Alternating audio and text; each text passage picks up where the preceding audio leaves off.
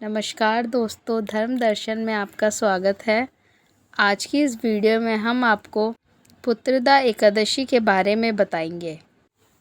महाराज युधिष्ठिर ने पूछा, हे भगवान, आपने सफला एकादशी का महात्म्य बताकर बड़ी कृपा की। अब कृपया करके यह बतलाइए कि पौष शुक्ल एकादशी का क्या नाम है, उसकी विधि क्या है और उसमें कौन से देवता का पूजन किया जाता है।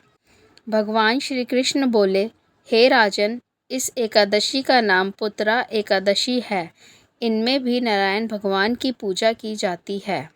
इस चर और अचर संसार में पुत्रदा एकादशी के व्रत के समान दूसरा कोई व्रत नहीं है।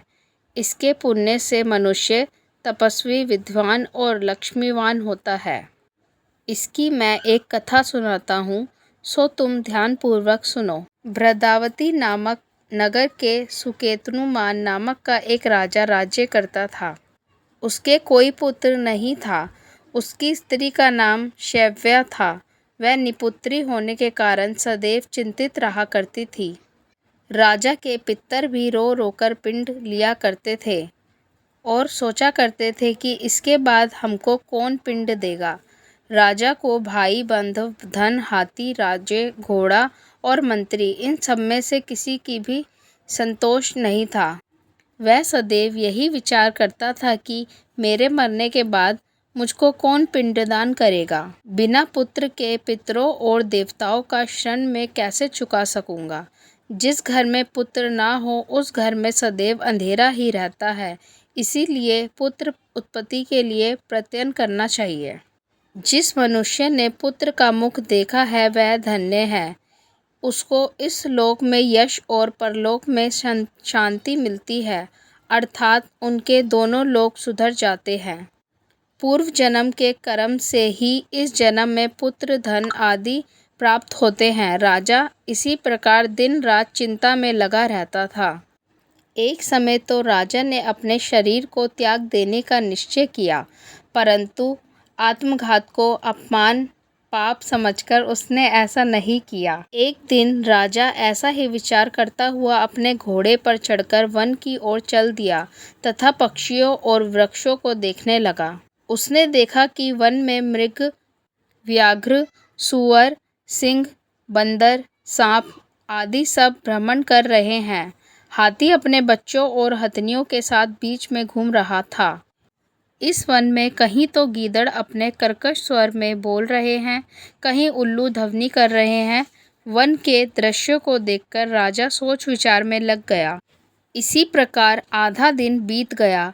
वह सोचने लगा कि मैंने कई यज्ञ किए, ब्राह्मणों को स्वादिष्ट भोजन से तृप्त किया, फिर भी मुझको दुख प्राप्त क्यों हुआ, क्यों? राजा प्यास के मारे अत्यंत दुखी हो गया और पानी की तलाश में इधर उधर फिरने लगा। थोड़ी दूरी पर राजा ने एक सरोवर देखा। उस सरोवर में कमल खिले थे तथा सारस, हंस, मगरमच्छ आदि विहार कर रहे थे। उस सरोवर के चारों तरफ मुनियों के आश्रम बने हुए थे। उसी समय राजा के दाहिने अंग फड़कने लगे। राजा शुभ शकुन समझकर घोड़े से उतरकर मुनियों को दंडवत प्रणाम करने बैठ गया। राजा को देखकर मुनियों ने कहा, हे राजन, हम तुमसे अत्यंत प्रसन्न हैं। तुम्हारी क्या इच्छा है, सो कहो। राजा ने पूछा, महाराज, आप कौन हैं और किस लिए यहाँ आए हैं, कृपया करके बताइए। मुनि कहने लगे कि हे राजन, आज संतान देने वाली पुत्रदा एकादशी है। हम लोग विश्वदेव हैं और इस सरोवर में स्नान करने के लिए आए हैं। यह सुनकर राजा कहने लगा कि हे महाराज, मेरे कोई भी संतान नहीं है। यदि आप मुझ पर प्रसन्न हैं तो एक पुत्र का वरदान दीजिए। मुनि बोले, हे राजन, आज पुत्रदा एकादशी है, आप अवश्य ही इसका व्रत करें। भगवान की कृपा से अवश्य ही आपके घर में पुत्र होगा। मुनि के वचनों को सुनकर राजा ने उसी दिन एकादशी का व्रत किया और द्वादशी को उसका पारण किया। इसके पश्चात मुनियों को प्रणाम करके महल में वापस आ गया।